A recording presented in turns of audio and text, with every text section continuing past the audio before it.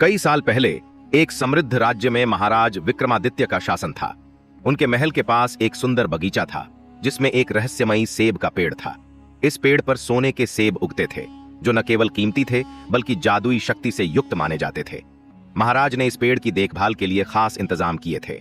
माली हरिया दिन रात पेड़ की निगरानी करता और जब सेब पकते तो सशस्त्र चौकीदार पहरा देते। एक दिन हरिया ने सेब गिने तो पाया कि एक सेब गायब था। वह तुरंत महाराज के पास दौड़ा और बोला, महाराज, कोई चोर रात में सेब चुरा ले गया। विक्रमादित्य आश्चर्यचकित हुए। इतनी सख्त सुरक्षा के बावजूद चोरी कैसे हो सकती थी। उन्होंने ऐलान किया, जो भी चोर का पता लगाएगा उसे भारी इनाम मिलेगा। सबसे बड़े राजकुमार युधिष्ठिर ने कहा, पिताजी, मैं रात को पहरा दूंगा और चोर को पकड़ूंगा। महाराज ने अनुमति दे दी। युधिष्ठिर रात में पेड़ के पास डट गए, तलवार लिए चौकन्ना। लेकिन आधी रात को उनकी आंखें भारी हो गईं और वे गहरी नींद में सो गए। सुबह जब जागे तो एक और सेब गायब था। युधिष्ठिर शर्मिंदा होकर लौटे।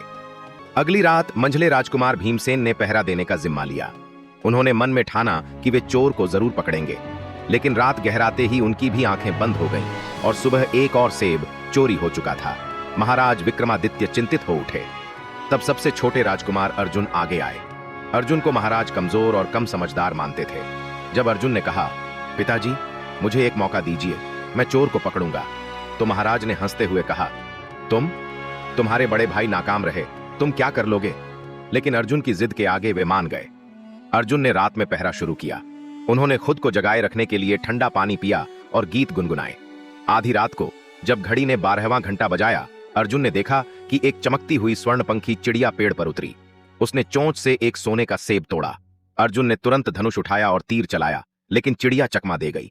तीर से उसका एक सुनहरा पंख टूटकर गिर पड़ा। स्वर्णपंखी सेब लेकर उड़ गई। सुबह अर्जुन ने महाराज को सारी बात बताई और वह सुनहरा पंख दिखाया। महाराज ने पंख की चमक देखकर कहा, अगर इसका एक पंख इतना सुंदर है तो पूरी चिड़िया कितनी शानदार होगी। मैं चाहता हूं कि कोई स्वर्णपंखी को पकड़ लाए।